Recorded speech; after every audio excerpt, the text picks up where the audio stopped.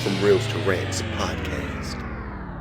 Welcome to episode 3 of From Reels to Rants, where we talk about everything on the silver screen. And rant about everything in between. I'm Walk. I'm Dawks. And this week, we are talking about 13 Ghosts. Ooh. Great movie. Yeah, would you call it great? I mean, yes, now I would. When I first saw it, there were parts that made me jump. But before we get into it, let's do our screen scramble. That's what I'm calling it. The game. Let's get this going. Every time I hear that shit, I be like, I automatically think of Triple H. Get ready for the game. Shh. Ah, you're talking about the peanut butter pickle and potato chip sandwich. Or the legendary PP Triple H, huh? Get ready indeed. To make this, grab these essentials. 2 slices of bread. No. The PP Triple H. I don't know what that was. Let's do an easy movie warm up. All right, here's an easy one to get back into the groove. A guy with a regular desk job discovers a big family secret that leads him on a wild journey. He teams up with an unexpected friend, and together they break a ton of rules to find out the truth. I know what it is already. Along the way, he realizes he might be more special than he thought. I'm going to say Wanted. But he's got to survive some pretty crazy challenges to prove it. What movie do you think this is? Bending Bullets. Wanted. Is it Wanted? Yep, you got it. It's Wanted. The desk job, the big family secret, and that wild ride with bending bullets and breaking rules. Nice catch. Want to try another? Let's upgrade to a medium movie. Medium level. All right. Here's a medium level one for you. A young man who thinks he's destined for a life of adventure ends up bored and frustrated working at his family's business. But when an eccentric old man and his feisty partner come along, he finally gets the chance to chase his dreams, though it involves a lot more running and dangerous situations than he expected. He faces betrayals, uncovers secrets, and ultimately learns that his family's legacy is more complicated than he ever knew. What movie do you think this is? Ooh. I have no idea for this one. Can we get a hint on this one? These really be hard as a bitch. Of course. Here's your hint. This movie takes place a long time ago in a galaxy that's not close by. Star Wars. The young man's family history is crucial to his destiny. Star Wars. Any guesses? Star Wars: A New Hope. Yes, you got it. It's Star Wars: A New Hope. Luke's journey from a farm boy to hero, with Obi-Wan and some dangerous encounters along the way. Darth Vader Nicely right done. Up for another? Look at it as a disappointment. Mm-hmm. Disappointed. All right, let's finish it off with a big, hard one. Pause. Fuck, Gary.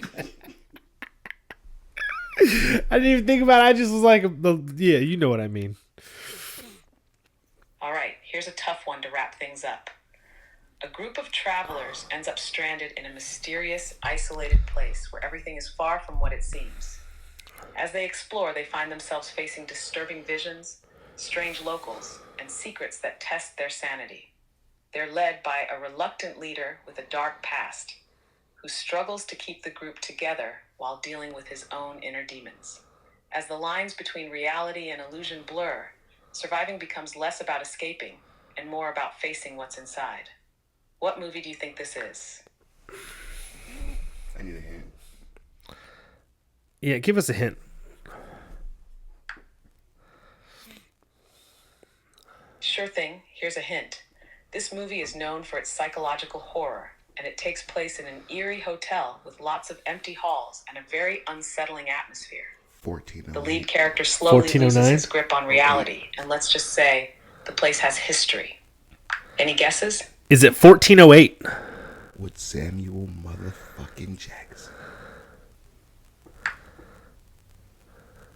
Good guess, but it's not 1408. Ooh. Think of an older classic, also set in a hotel, where the main character has a memorable encounter with an axe and an intense case of cabin fever. Jack Nicholson? The Shining. It's The Shining. Yes, nailed it. It's The Shining. It's the Jack axe. Torrance's descent into madness at the haunted Overlook Hotel. Yeah. Great job on a tough one. That was a fun way to end things. It's fun as always. You are so lucky. That last recording I fucked up. Listen, Daddy was on a roll. You were on a roll in the last one. All right, so we're talking about 13 Ghosts. This is a 2001 supernatural horror film directed by Steven Beck. Or Becks. I'm not sure. Black people put the S in everything like Wawa's. It's a remake of the 1960 film 13 Ghosts by William Castle, revolving around a family that inherits a big glass house designed to contain fucking malevolent spirits, each with a dark backstory we will get into. Yep. The house itself is a massive, intricate machine built to open the Ocularis Infernum, or Eye of Hell, which grants the owner omniscient power. However, to activate the machine, the house needs the spirits of 13 specific ghosts. The movie stars Tony motherfucking Shaloub, because he's Monk. Yes, Monk. Shannon Elizabeth. Titties. The good homie Matthew Lillard, F. Murray Abraham, and Rah motherfucking Digga. You know, it's funny, I didn't realize this until now. The lawyer too played the werewolf hunter dad in Teen Wolf. You ever watch Teen Wolf? Fuck no. You didn't? Oh, well, Teen Wolf. Why did that just happen? I don't know why the balloon just happened. That's funny. Yeah, that's just like, I think we do a thumbs up. The thumb appears. Oh. It's kind of like, you do thumbs down. You do hearts. You get little thumbs down works. Hold on, let me see if the heart works. We're like big fucking kids. Oh, love it. Heart works. Okay, that's fucking dope. We're gonna start putting shit like that in there too. Yeah, sweet. Yeah, Tony Shaloub, Shannon Elizabeth, and then you got the little boy Bobby, Alec Roberts. Who's never been in nothing else. Nope. I mean, he said fuck acting. Yeah, facts. Child actors. Him and his lisp. Yep, and then you've got the chick who you think is not the good one, but ends up being the evil submissive one. Like, yeah. So, well, and you know it's funny. We like the kids. We just watched Matilda. Yeah, she plays Miss Honey. Really? So that is Miss Honey. Yeah, and Beth Davids. Fuck. Yep. Let's see. So yeah, we got 13 Ghosts. We'll talk about all the ghosts and the lore of the movie. You know, written in part by James Gunn. Yeah, didn't know that. Yes, that James Gunn. I hope he does not destroy the DCEU. He is. The Superman trailer already looks like ass. Oh, I didn't know there was a Superman trailer. Well, there's stills, and it looks like ass. Okay.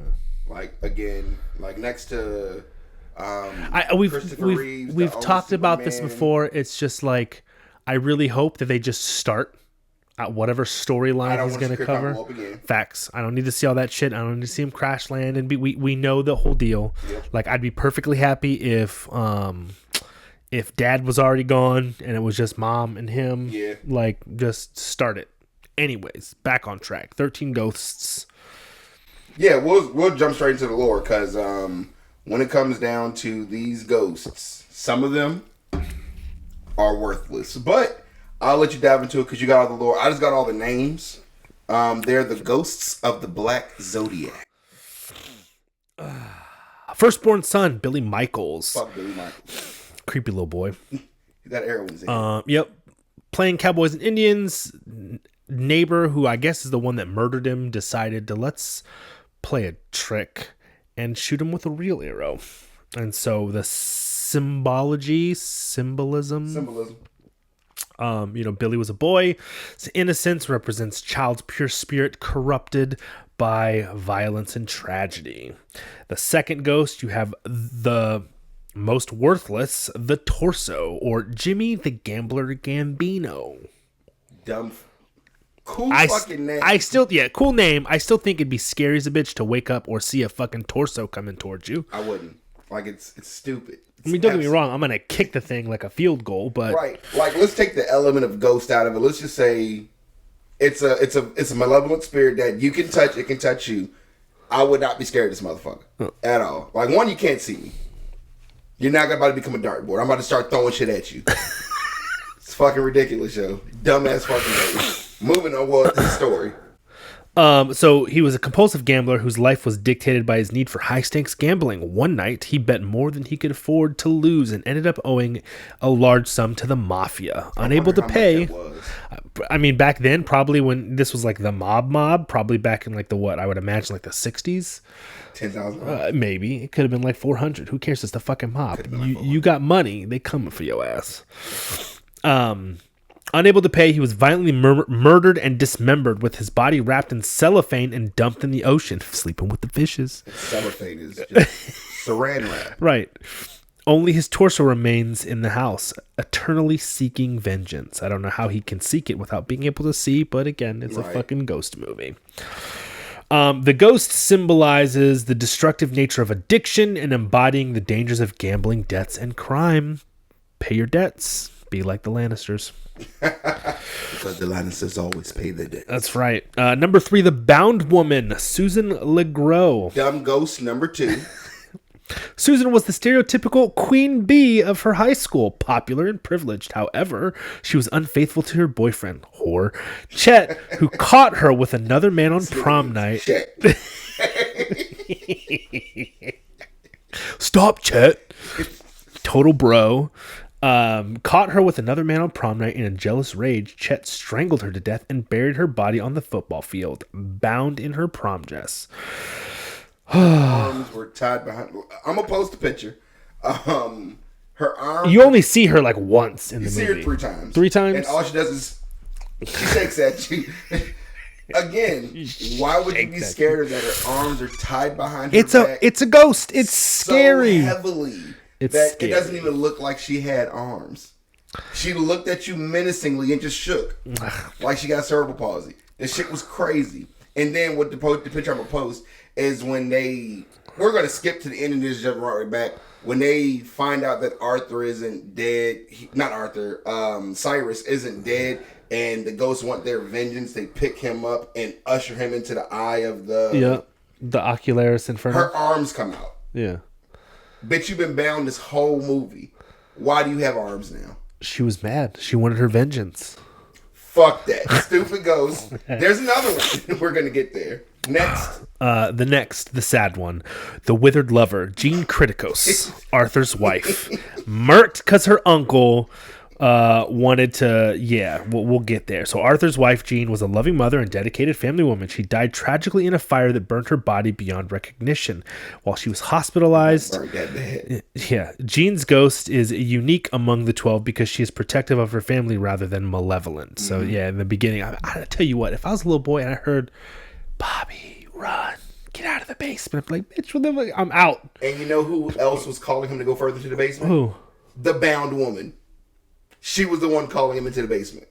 Was it? Yes. I hated that shit. Yeah, okay. Like, you can't do anything to me, but all you can do is look at me and shake violently. Fuck out of here, yo. I guess for an 8-year-old, that shit would scare the fuck out of me.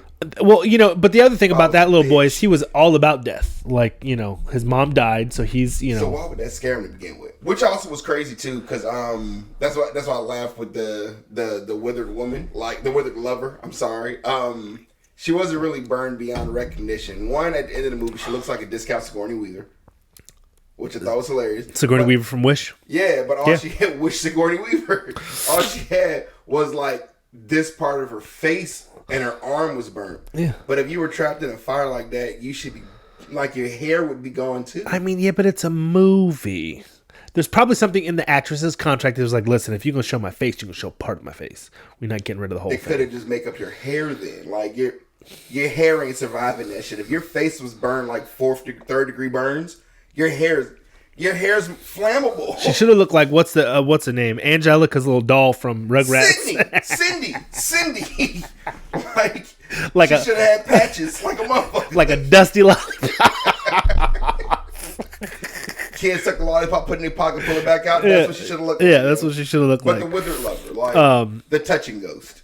She represents love cut short by tragedy, and she's the only ghost in the collection to display compassion. Number 5, The Torn Prince. This Royce. motherfucker Sparky. Yeah, Royce. Because every time he hits a thing, it sparks, right? With the bat. Royce Clayton.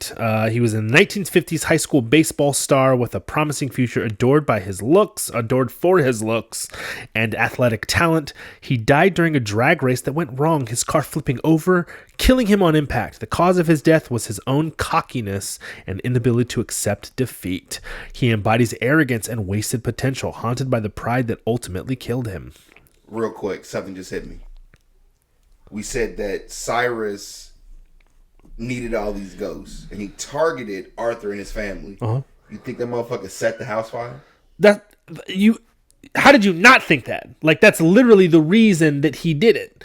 He did it because he knew that if he killed his uncle's or his nephew's wife and brought her in, then she either, there's one of two ways I've thought about this. Is either he did it on purpose because he knew what type of, person his nephew was and how he would have like dragged them into this and been, he needed the sacrifice, right? So like, you're already distraught. All you've got left is your kids. So like, if I kill you or, kill your wife and start this whole thing, or it was just coincidence that she died and she met the criteria. I thought it was coincidence. Yeah, it could be. But now I'm like, what if? That's what I'm saying. It's like, because you got to think about it. Cyrus has orchestrated this whole thing. Yeah. He's planned it meticulously from the beginning, down to his house, down to everything.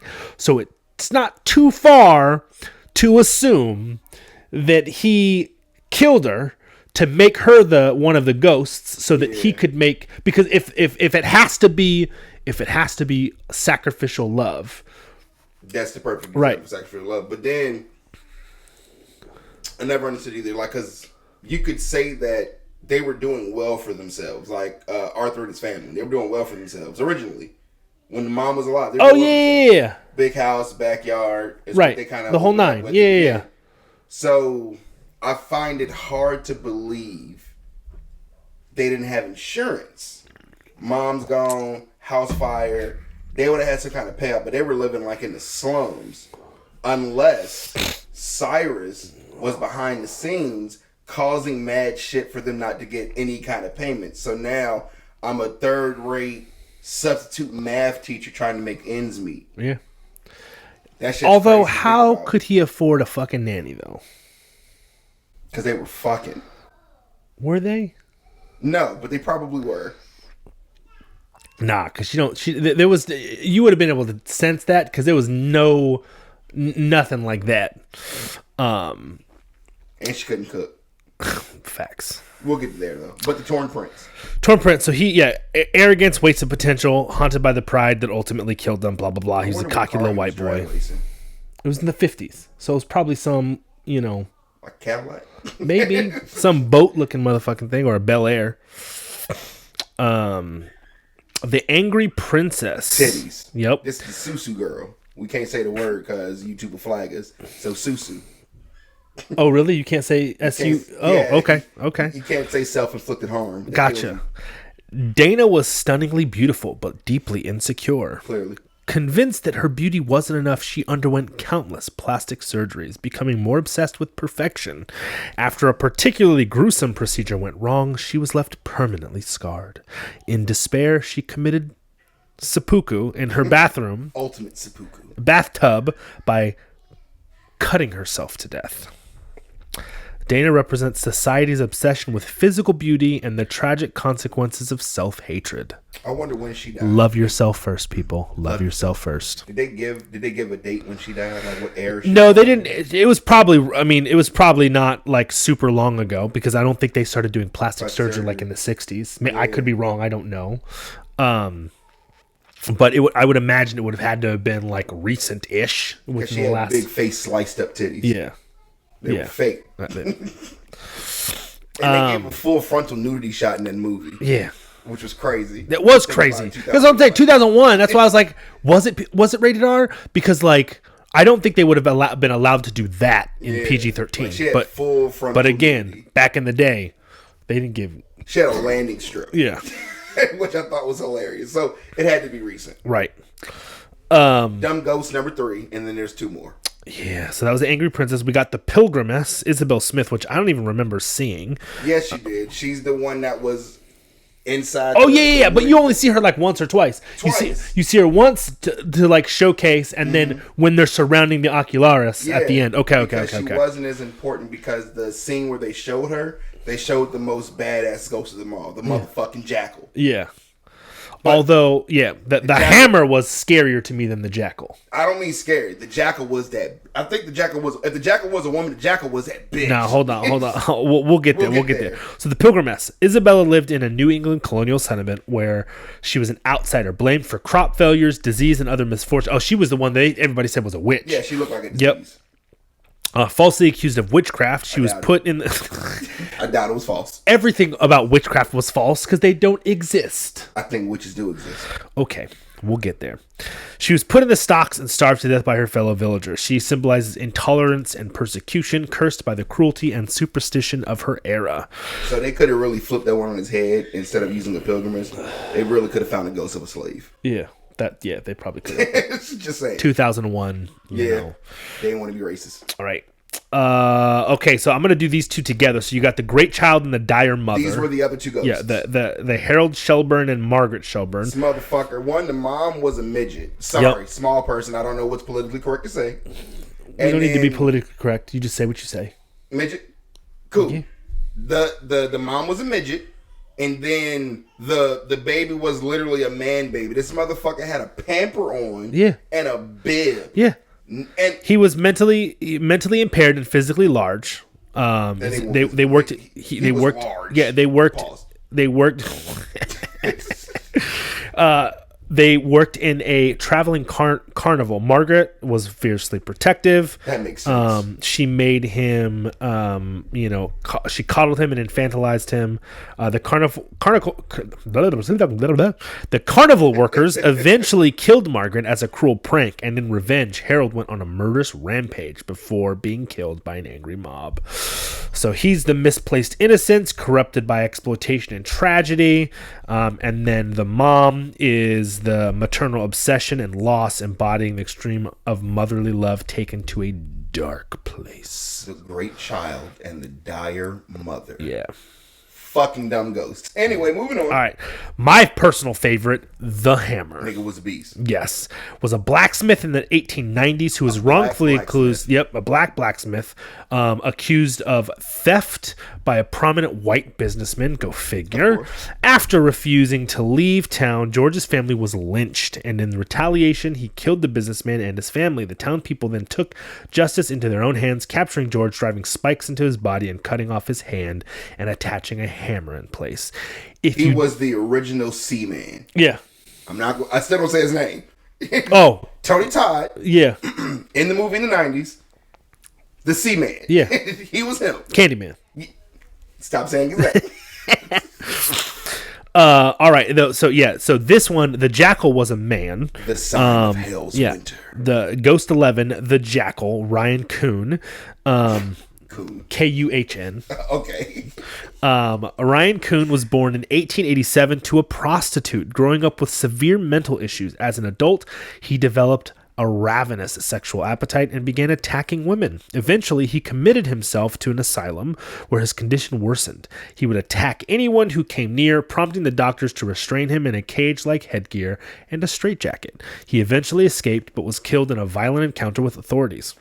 They shot him the fuck up. He represents. We didn't talk about. So the hammer represents vengeance, racial injustice, and brutality of mob mentality. So like, I can see that. People being in a group tend to do dumb shit. Yeah. Because as individuals we can be smart, but in groups we tend to be dumb unless you're leaders like us. Right. We saw dumb groups in the last episode when they all ran down fucking Broad Street in New York in a quiet place. Oh yeah, fucking idiots. Mob mentality is stupid. Fucking stupid. The Jackal represents unrestrained human savagery and the horrors of mental illness left untreated. Talk to somebody if you need to, people.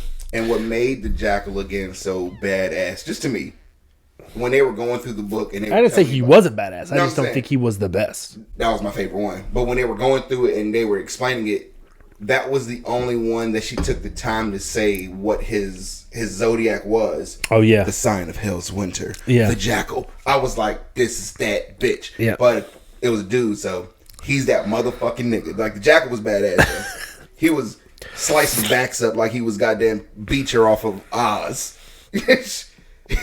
My bad, y'all didn't watch Oz. Next.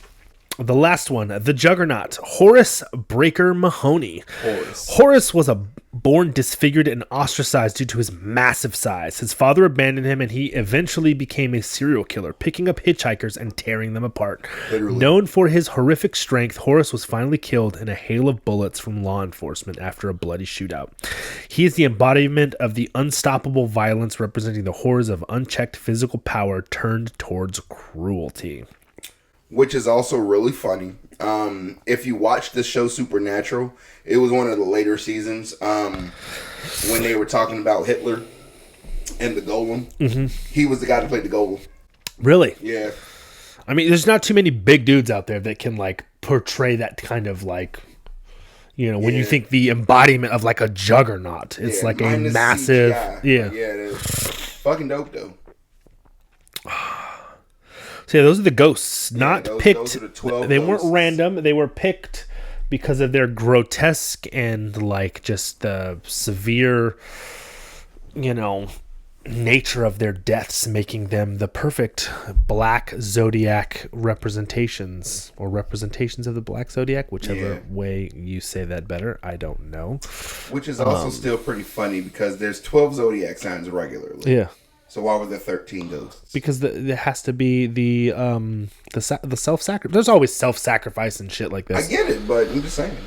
It's technically 12 ghosts. So what makes this, because it wasn't a good movie when it came out, but what makes this a great movie now? Like that's always intrigued me of how like you have these movies that come out initially and they don't get great ratings, but then over time it's like, oh, it becomes a cult classic. Like this is a great movie because what's that for you with the 13 Ghosts? What makes it a good movie? I take it like the exact same way that I took. It's not. This is a hot take, but it's also it's like a bit of a jab. For all intents and purposes. All intents and purposes. I said all intents and purposes. Oh, it sounded like you said intensive purposes. No, I was like, don't be that guy. All intents and purposes. Thank you. The original Friday the 13th wasn't a great movie. The movie literally took an hour to get to people getting killed when it was his mom. Like, it wasn't that good of a movie. It was okay, but look at the time. Right. And I think that's what really caught people. Like, beforehand, you didn't really see like groundbreaking horror movies. Fair. And this one like kind of played in on all the horror movie tropes. Like, we can't make this ultra gory, but we got to do something that's going to be dumb jump scares. I knew that the movie was going to be that movie when they sliced Homeboy in half. I knew it beforehand. Again, when they were going after the Juggernaut, which. A part of those kills didn't make no sense. Again, adult eyes looking at it. Right. But the Juggernaut, like, let's just call him, like, let's say he was 7 feet tall. How did he walk somebody up a vertical pile of cars and then he yank him through the hood? Because he's a ghost and the physical laws don't apply to ghosts. This shit ain't make no fucking It's not supposed to make sense. It is. But I think that's what made people draw more towards the movie. Like, I know this cast of people doesn't seem that important. Right. But I know a movie like this will make people be like, holy shit, did you see? Blah, blah, blah, blah. Right. And I think that's what really got people. What would set this movie apart, and I wish they would do it. One, do you think this movie needs a remake? No, you can't remake this movie. Well, okay. I take that back. I wouldn't want a movie to be remade. I would like a series. Give me a series where there's episodes that go through the back. Each episode goes through the ghost. And then it's perfect. Goddamn Siri. And yeah, but no, each ghost gets an episode, and then you get that backstory, and then you get like maybe an intro, like episode or two where they're talking, like they show the family and they do all the things, and then it goes through like each of the ghosts, and then you get to like they're now in the house. I don't know. I'm not a visionary like that, but a series would be dope. I am. And that's exactly where I was going with it. Each episode, you go through each of the ghost stories. So, all the dumbass ghosts we already talked about, that's episodes 1 through 12. The penultimate episode, 13, and the final 14 is the end of season 1, where you now meet the family, you now meet the eccentric uncle, and it leaves you off on the cliffhanger when Uncle mysteriously vanishes and the kids get the key. It's gonna make people want to be like, what the fuck happens next? Yeah. It needs a remake, but it definitely should be a Netflix or a Hulu exclusive TV show. Yeah. Like, I'm good. I consider myself a great writer. I might try to write this shit into a script or a storyboard or something. That'd be dope. Pitch that bitch. Fire. But then that goes into who would you recast for the movie, which that's a whole. I think you know it'd be fun. You bring Matthew Lillard back as the eccentric uncle. Absolutely. Like, you bring Matthew Lillard back as the eccentric my head, uncle. That was the only person like off top that I could think of. Right. And instead of it being like the babysitter, you should make like the mom like Taraji P. Henson. Like, don't make her character such throwaway. Like, unfortunately, it did with Rah Digga. But I think that Taraji in the role would be such a great supporting role for her. Yeah, and then who do you recast as Tony Shaloub? Who do you recast personally? As a dad? Michael C. Hall, motherfucking Dexter. Michael C. Hall. Michael C. Hall is one of my favorite actors. Like, that motherfucker acts. Yeah. Even we'll get to it later, of course, in a later movie. But Game Night, have you ever seen it? I feel like I have, but I don't think I have. His small portion of in Game Night, he was the big bad. I forgot the Bolivian. I can't remember what country, but he was the title character of a country. And even in his like 8 minutes of screen time, the motherfucker was menacing. Yeah. Oh, he ate the paper. Cool. Put him on the plane. We'll just cut it out of the stomach. Like, Michael C. Hall is my guy, and I still rewatch Dexter to this day. Like, yeah, Dexter's a good show. Shit. But I don't have too many people. Like, I didn't think about none of the ghosts just yet to be recast. I mean, yeah, because those. In the show they'd have a lot more. You know, they wouldn't be throwaway like they were in this. Like you could have picked good people, but you're seeing them for split seconds. I don't even think that these people who played the ghosts were really that known. They weren't. But the TV shows that you're doing a full episode and potentially future episodes if they're doing throwbacks and whatnot. What would be dope though, as the son, like, versus making him like a kid's kid, somebody that could really walk into still playing like a young teenager. Fuck, and I don't like him as Spider-Man, but fucking Tom Holland. He's too old now. Look at Tom Holland like on just like a regular day. He still looks like a teenager. I know, but okay. If Shannon Elizabeth's 30-year-old ass could play a 18-year-old facts. Facts. Yeah, like facts. So I don't know the daughter, but definitely Michael C. Hall as Arthur Criticos, which that was my next point too. The name Criticos, badass name. It's not Frankie Cheeks badass. Like, Frankie Cheeks. Criticos. Like, Critical. Dope as a bitch. It's a Greek. Yeah. Dope ass fucking name. But so like Cyrus Criticos. Dope ass name. Yeah. Matthew Lillard as Cyrus, Michael C. Hall as Arthur, Tom Holland as Bob or Robert. But now that I think about it though, but I don't know if we could do that though unless we change their last name. Because you can't be Criticos. You can't be white and Greek. Sorry. Yeah, you can. I mean, you can.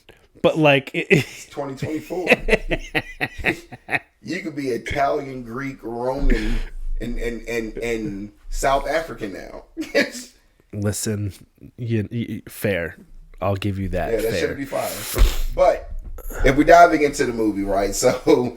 Despite the dirty ass junkyard, Matthew Lillard played an excellent in this movie as like, I think the best word to describe him was wiry. Yeah. Like he was jumpy Philly. Yeah. The thing I didn't like about the writing of the movie is his touch and be touched was mad sometimey. Yeah. Like skipping forward, because I'm gonna get back to the dumb part in the first scene in the movie. Skipping forward when Arthur touched him and he just started seasoning up and slobbing his shit on the floor, don't touch me. and he was able to see Jean. Later on in the movie, when Rah Digga's character was with them, like when they were going down the hall, she was touching his arm, his back, everything. The motherfucker was reacting. Right. I hated that shit. Like, again, like, they could have showed consistency is key, people. Yeah, consistency they could have embellished keep it. something like a quick flash of something when she touched him, like her selling drugs or rapping with Busta Rhymes. Something's crazy, but they didn't do it. But back to the first scene, which is what I said irritated the fuck out of me. Like, so the ghosts ripping people through cars, and then like literally the next scene is people running. He was on the ground with them tossing 30 feet in the air, right? So again, I don't think they wanted people to see it, but I catch everything when I watch movies with adult eyes, especially when we're studying for the podcast. Right. Before any of the killing began, when they had just laid the cube down, and when I don't know why you needed a truck full of blood, a rig full of blood. you're catching a paranormal super soakers pumped with guns. Facts.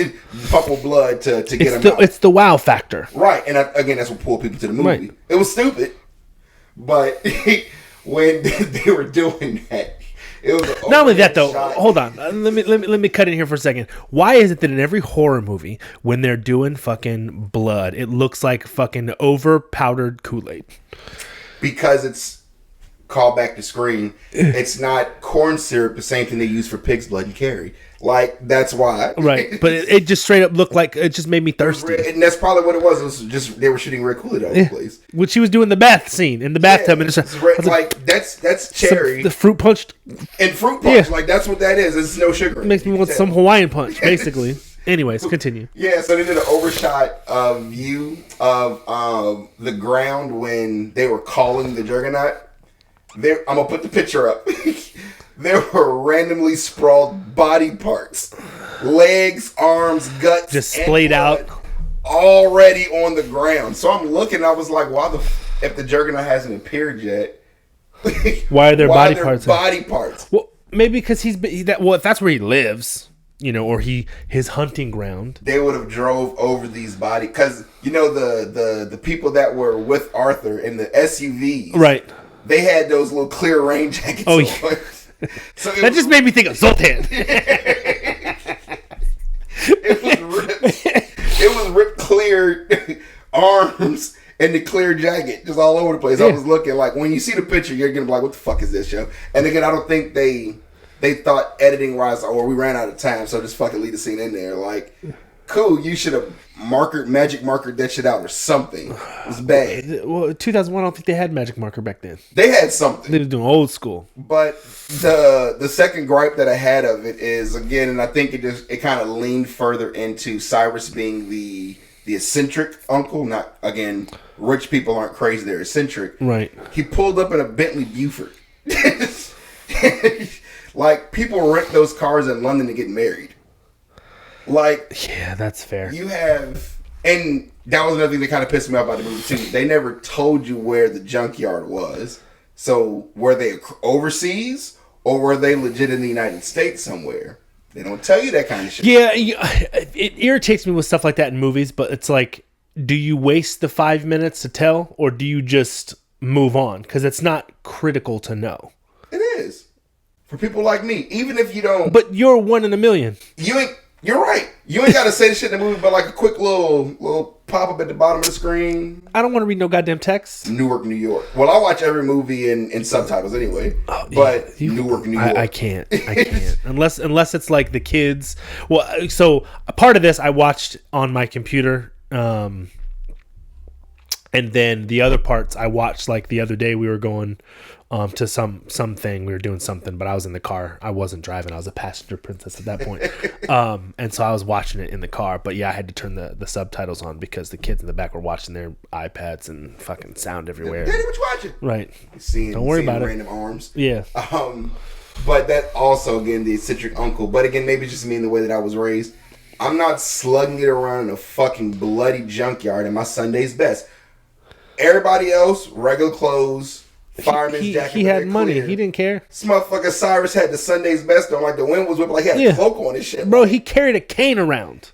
He carried a cane around. Different level of eccentric. My man had on Oxfords, not brogues. Like, he was dressed to the nines. Yeah, he was. To capture a ghost. A ghost. Which is also another... He's gonna let the ghost know who's in charge. And which is also he got the money. Nitpick, though. So, let's just say from the time he died to when they get to the house and they meet the lawyer and everything, that had to be... If the Juggernaut was their last ghost they were catching, let's at least say it was a week. Right. Because there was a newspaper article of Cyrus dying and everything, right?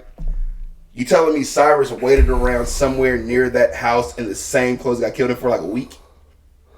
Motherfucker ain't shower. Yeah, I mean... There's no way. Like, this is why it's important to put context somewhere in the screen if you're not going to put it in the script. Newark, New Jersey, 6 weeks later. Newark, New Jersey, 72 hours later. Right. Give me something. But that's the kind of part of shit. It kind of made it unbelievable for me, and it took me out of the movie. But again, as a young adult, because I don't want to say I was a kid when this movie. I was a kid when this movie came out, 2001. Shit, You was 13? Yeah. Yeah, I would have been 14. Yeah. Fuck, we old. Anyway, I don't think I saw it when it first came out. It had to be like 2005-ish around. Wanda ain't give a fuck. She let us watch it every I mean, no, facts. Like my parents didn't either. We didn't have like the rate. Like I would go to movies and they would just walk up and go, here, and then get the tickets for us. But like, I just don't remember when I know I didn't see it in theaters. Like, I'm 98% sure we went to the theater. It was Virginia's of the Commons. The theater Virginia's of the Commons. And I'm pretty sure it was all of us with it because I remember we used to sneak like chicken in aluminum foil in. Of course you did. Of course you did. Of course. But yeah, like mom was a horror buff. Your stereotype is showing, bro. That's cool. Like mom was a horror movie buff. Like, The Conjuring came out around her birthday. We used to go to see The Conjuring every fucking year it came out for her. So yeah, like dope shit. Funny part. Cyrus' hairline was fucked. Yeah, facts. Bro shit started back here. He was an old fucking Greek dude. Just say, if Thin your like a hairline ever motherfucker. started lifting back, you going baldy? First of all, this full head of hair ain't going nowhere. But what if? What I did a if? haircut too, yo. Like this is 3 weeks going in the podcast, and that's not gonna motherfucking haircut yet. Yeah. But the good news is I'm off for majority of next week. Daddy's getting a haircut. Yeah. The next podcast, y'all gonna see me spinning. The waves will be back in full effect. Super crispy lineup because my barber is like that. But if he's not in town and I gotta go to see somebody else, if y'all see me with a skull cap on, know that my hairline is fucked up and y'all are not seeing this shit. Anyway, movie. If I had a receding hairline, I'm just going bald. Yeah, because one, my beard is immaculate. We all know that. You have a very nice beard, no homo. Like legit, if my hairline ever starts pulling back or I start thinning because our family appeared like we always thin in the top of our head. We just had full heads of gray. I have gray everywhere. Yeah. Like I'm lucky. That's a different story. Anyway, if my shit ever starts thinning like our bloodline typically does, I'm going bald immediately. Yeah. Like, oh shit, Mark, you thinning. Cut all this shit off. Yeah, facts. And I'm going to have a whole head regimen so that my body shiny as a bitch too. Yo. Look like a milk dud. Yeah, fuck yeah. Like, real shit. Anyway, I just wear hats all day. That's what I be doing. I sweat too much. I'm sweating now. And that was like last week, the last 2 weeks we've been recording. Like, I've been dying. I'm sitting back and bitch like, yo, this hat dope. Fuck, this hat is hot.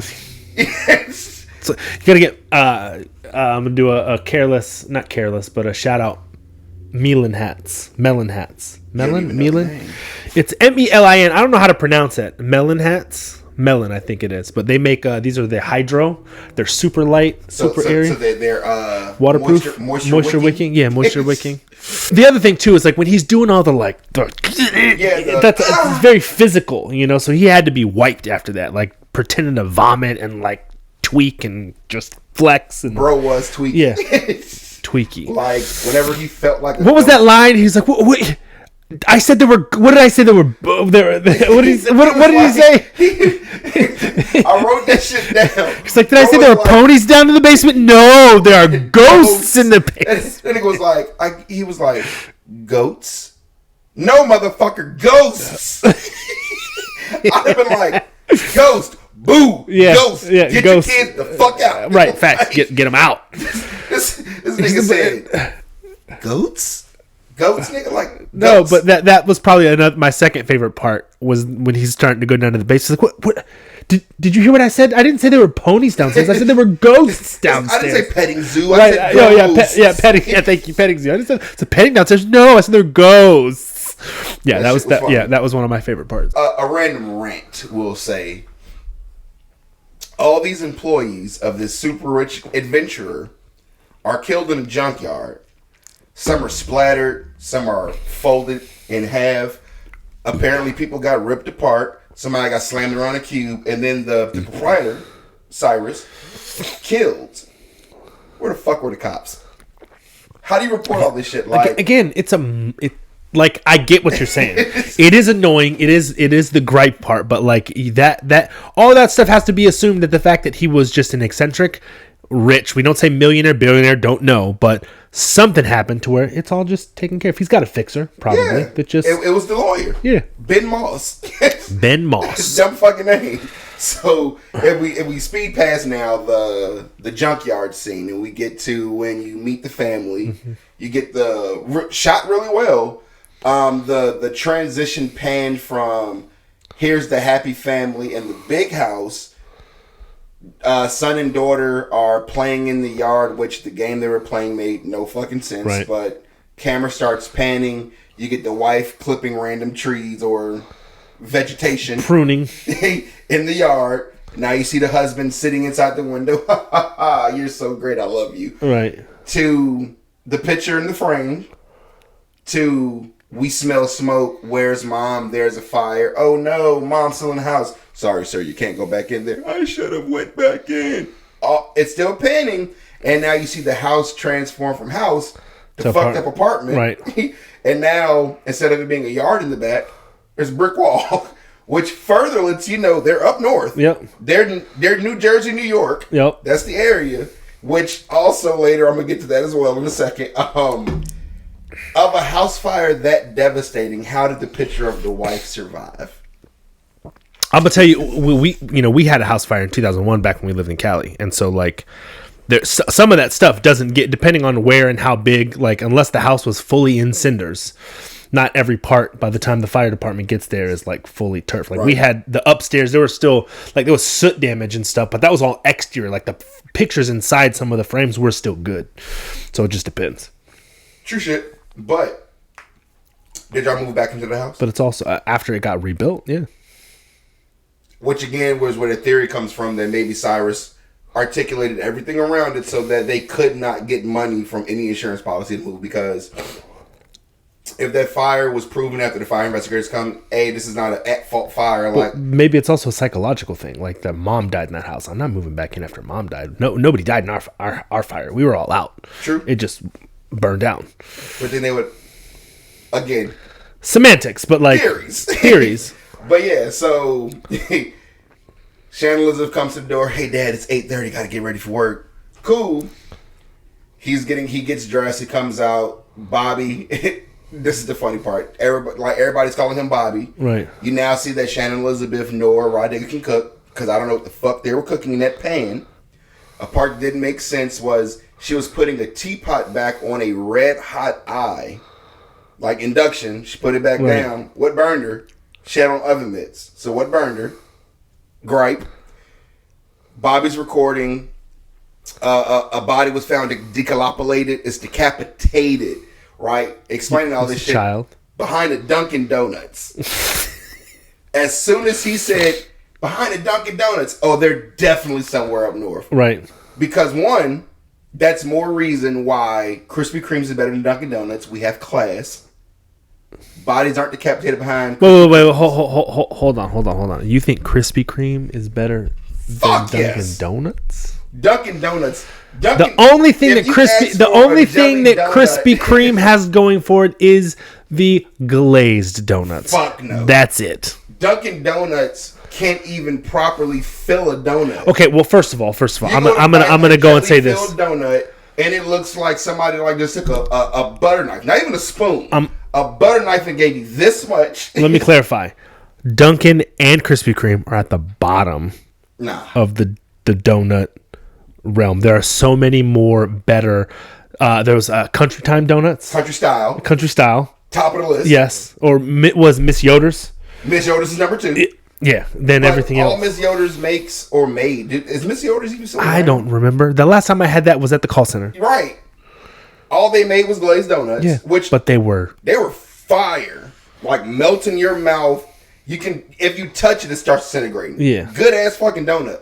Country style is top of my list. I fucking love country style. Yeah. Not really a fan of duck donuts or wild, whatever fucking duck donut it is. No. Not a fan. They're okay. There's one up the street from us on that's like Country Time, or I forget, but we've gone there. They have their fucking apple fritters are like the size of a dinner That's country plate. style. Is it? Yeah, because there's one on East End. Like, I stay going to that motherfucker. Yeah. Like, and not even on in. You can get so many donuts. Like we've done donuts in like not the whole Psychas, like the site, but the team, like we have a team of like 40 people. Like we be getting like 3 boxes of donuts, and they're not dozens. They're boxes of fucking donuts. Yeah. And we only spend like $40. That's not bad. You can't do that shit at Krispy Kreme. No. $4 Krispy Kreme probably get you a dozen and a half. Right. Yeah. Like, Facts. Well, it's a franchise. That's why. yeah, but yeah, like Krispy Kreme is still better than Dunkin' Donuts. I don't think so. Dunkin' Donuts smells like mop water. False. That's Highly false. There's And a not only Dunkin' that, Donuts near here. I can go to Dunkin' Donuts and I can get snack and bacon too. You can. Their bacon is terrible. It's not terrible. That shit is terrible, yo. I mean, it's not better than what I could make. The only thing that Dunkin' Donuts has going for themselves is their drinks. Their drinks are good as shit. I don't drink coffee, but like the mulata, it's just good as a bitch. It's really good. I don't like whipped cream, only on one occasion. That's titties. But I don't eat whipped cream. I don't drink whipped cream. Whatever the fuck you do with whipped cream. I lick it off titties. That's it. Right? That's my thing. However, Dunkin' Donuts is a terrible company, yo. Like, you can't make donuts. Like, my brother used to work at Dunkin' Donuts. These motherfuckers don't even make their donuts fresh. These motherfuckers get shipped in, and then they just throw them in a shelf. It's horrible. I didn't know that. That's why they don't have the proper jelly to dough ratio. You fuckers are suck. Okay. I don't even remember what we were talking. All Decapitated. Decapolated. Decapolated. All that to say, Dunkin' Donuts is definitely where you'll find a decapitated head, not Krispy Kremes. And Bobby realized that, which let me know they're definitely somewhere up north. Cool. Right? So, Pops comes out. He's getting coffee. They're talking shit. They're going back and forth. A good Rah Digga line that I did like was, your sister slutting around. I wouldn't call her. She doesn't have to be a slut about it. I wouldn't call her a slut.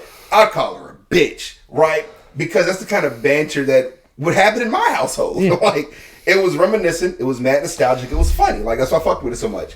But Dad was all happy. Bobby this, da-da-da-da, don't worry about your sister. He trips over the scooter. Until this motherfucker trips over that scooter and drops that coffee Because on I'm himself. sick and tired of telling you 8 motherfucking times to put your goddamn toys away. This nigga name is no longer Bobby. It was complete father disappointment. That's enough, Robert. Like, Facts. I paused the movie at that part and I died laughing like for at least 10 minutes. Like, as a father myself, you could just see the disappointment roll over his 100%. face. Because I've told you 15 times not to leave the scooter in the middle of the kitchen. Mm-hmm. We all got to do better at taking our shit off the floor, Robert. Like, that's how you know. Again, he's got kids. I'm sure. Yeah. I would imagine because Tony Shaloub acted the fuck out that part. Yeah. But you could tell when people have kids versus when they don't because you just know. Yeah, you just can't pull that shit. You can't fake the experience of having a kid. Like, right. No matter how good of an actor you are, right. That shit comes from a real place. Yeah, facts. Like, it's genetic. I remember I told my son, get this fucking skateboard off the floor. Robert, if I fall one more time, your ass is mine. Like, that's the kind of shit that happens. Yeah. So, like, and then the fear from the kid is just like I'm not Bobby no more. Right. Like, nah. That shit was fucking hilarious. Nope. But the suit comes in, Ben Moss, and again, bad writing. Well, early 2000s. he just looked. He played the creepy, just malicious lawyer all too well. Yeah, like his fucking teeth and the way he smiles. He smiled with his teeth. Yeah. Hello there. Yeah. Like, He got horse teeth. nice tits. Right. Bad representation. Like, this shit was crazy. But Ben Moss comes to the apartment. Like, is now the wrong time? Like, no, motherfuckers, the right time. It's a shirt. Let me change. Chilling. Right.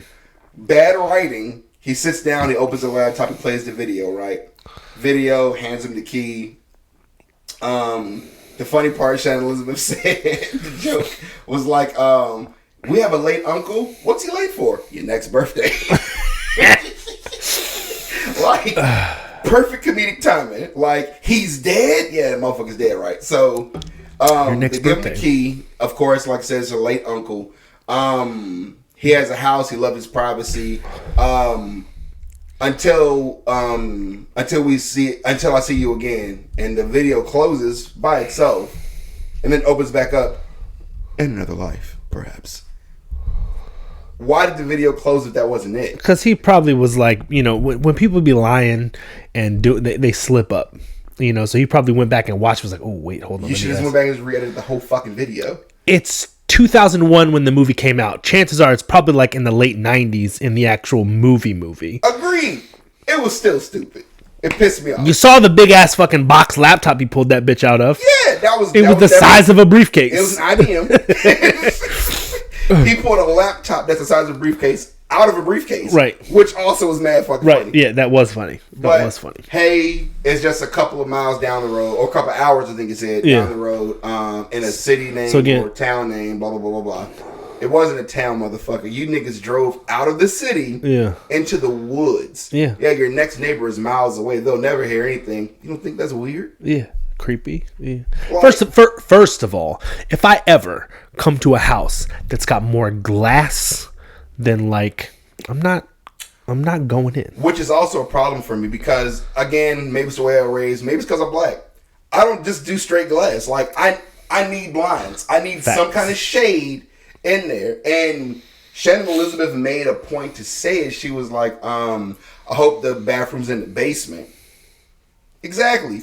Because nobody even if my nearest neighbor is 57 miles away, as much as I love being naked, I'm not showering in a glass house. Nope. Not for you could be in my kitchen and just look up like, damn, look at the nuts, bro. Nope. Definitely not doing that. This shit's crazy. Not doing that. I felt like also when they actually get inside the house, again, Matthew Lillard, he played the fuck out of that role. Flashing the flashlight in dude's face because just in case you do know who I am, I'm gonna stop you from really recognizing me. Right. I'm with the power company. Cool. They always say that. Yeah, like your outfit sells power company. Cool. It makes sense. If you with the power company again, why you got on dress shoes? You'd had on boots, right? So you get inside the house. I think at this portion of it, when they get in, again. A gripe, it's just because of the writing. They go past a shelf in the middle of the room with samurai armor and like 9 katanas, right? Or samurai swords. Right. Just for Bobby or Robert to go up to a tanto and say, ooh, a samurai sword. It's not a samurai sword, sir. That's tanto. He's a child. As a child, I knew what a katana was. That's you as a child. What a wakizashi was and that's what a tanto you was. As a child. And I was born in the 80s. The late 80s. Right. So that's the crazy shit about it, right? But I felt like at that part of the movie, there was a missed opportunity for a samurai ghost. I mean, does that fit? Would have been. You could have made the Torn Prince a samurai. You said his story was he had a promising career as a baseball player, ended up killing himself in a car race. Yeah. Right? Same thing. A promising 16th century feudal lord Japanese prince on my way to take over my father's estate as the feudal lord of Japan. Somehow I disgraced myself and I got to commit ultimate seppuku. See? You already had the beautiful setup of the samurai armor. You had all. He's just a collector. Agreed, but I'm just saying, like, he's got money to burn. When I write this remake, that shit's going in there. Guaranteed goddamn cheese. Okay. This is where like the meat of the movie really starts. Is we're about 30 minutes in. Yeah, about 30 minutes in when they get to the house. Yeah. Don't do anything crazy. I'm gonna go sign this papers. Y'all stay right here. Yeah. First of all, though, as they're exploring, I see crazy letters and some type of contraption moving around the floor. I'm getting the fuck out of there. Yeah. You can't even read the shit. What is this writing? Right. I don't know. I there's a lot of languages that I can't read, but there's something when you look at something that's like witchcraft, that shit looks... Nah, bro. Yeah, We'll I'm out. come back in the morning. Deuces. I ain't coming back. I'm gonna come back. I'm gonna sell the bitch. There's no way that house had ventilation. I just thought about that. Facts, because it's all glass. Yeah. So there's no breathing. Well, you're breathing, but there's no ventilation. Yeah, the house would have been hotter than a motherfucker. Which also explains in part why Matthew Lillard was sweating through the whole movie. This motherfucker paws was wet the whole movie. Glistening, bloody and glistening. Like, thinking back on it, that's probably what it was. No fucking ventilation in that bitch. Correction, I wouldn't go back in there. Yeah. And one would have walked in dead. Nah. It'd been hot and musty. Right. It's all that old shit smelling. Yeah, we're getting the fuck up out of here, Pops. Yeah. Just call somebody. I keep my house at a cool 69 degrees all year round. I bet you do. 69. Mm-hmm. I'm more of a 67 kind of guy. Like, again, October is my kind of weather. But anyway, back to the movie. This is where everything kind of starts opening up. Another rant which kind of pissed me off about the movie. The key going into the door is what started the eye in the very center of the house spinning. No. Yes. No. Yes, because remember the lights weren't even on. When he picked up the briefcase. Remember before he picked the briefcase up, Bobby was on the scooter and put his foot. The center was already. Oh, spinning. right. Okay. You're right. Okay, I take that back. So the eye starts spinning. We're gonna go. We're gonna sign these papers. Arthur, get your kids out of here. Right. I'm sorry. I'm freaking the fuck out. Right. Where's the suit? Suit disappears. He goes into the basement, which again, I don't understand how he just knows his way around the house. Like it ain't nothing. Well, he's probably been there planning it with Arthur. Or with Sirius. Do you really think Cyrus was there? Think about it. He had to have been at some point. He said he was living there, right? But how did he get... What I'm saying is, how did that motherfucker get in then if the house was locked down? With the key. I don't think he was ever really there. So many parts of the movie. How did the one chick get in then? She said she slid in through when the house was shifting. Again, this is... It's going to seem like I hate this movie because how critical I was. Critical of the criticals. This is what happened. I'm looking at the movie like, doesn't make sense. Doesn't make sense. Doesn't make sense. They were already there. They had to be somewhere there already. Right. Inside the house being locked. So if I gave you the key to the lawyer, how the fuck was I locked in the house? I don't know. Doesn't make sense. That's my point. The movie is watchable. It was just a bad written movie. But it's a great movie. Great movie. But it was just fucking bad. It was so many things that it lacked consistency. And that's one of my biggest gripes when I watch a lot of movies. And I watch a lot of movies. Yeah, see, that was one of the 13 Ghosts received mixed reviews upon release, praised for its inventive visual effects, because I thought the glasses were kind of cool, which is also an Easter egg to the original movie. It was. Yeah. But that kind of pissed me off, too, because if you notice throughout the movie as well, sometimes the lights on the glass kept going out. Yeah, fair. The creature makeup criticized for its lack of character depth and plot coherence. There was a lot of incoherent parts of the plot, for sure. Despite this, the movie has gained a cult following due to its unique ghosts and inventive production design. Yeah, that's what I'm saying. It's like, what makes a movie a cult classic? Because there's a lot of movies that were like shit, and then you see them later, and everybody's just like, "Oh, this is such a great movie because of blah blah blah." Yeah, like that's always the thing that like gets me. It's like I can't really say why I like it to a certain extent of like why I think it's good. I like it. Like I can watch it over and over again, and it's good. And that's the thing. Like that's how it became a cult classic. Right. Like again, I even in this 2024 era that we're living in, like I don't think people are watching it to critique all the small shit. It's especially older movies like. I remember when I was 15 and I was watching this movie, like, oh shit, I gotta show so and so, or let's talk to this about so and so. Right. Like, it's a certain level of nostalgia that kind of comes from seeing movies that you grew up on. Yeah, fair. And again, I think that's what made this movie so great. Like, you weren't. I was really big on the House on Haunted Hill. Oh. Like, that movie was fucking amazing. Yeah. We just bought that one too, I think. I fucking love that shit. Yeah. But you didn't see ghosts broken down, or the ghost in, or the entity in a House on Haunted Hill looked like a black vagina. I'm dead serious. Like, it when the Phoenix, what's her name?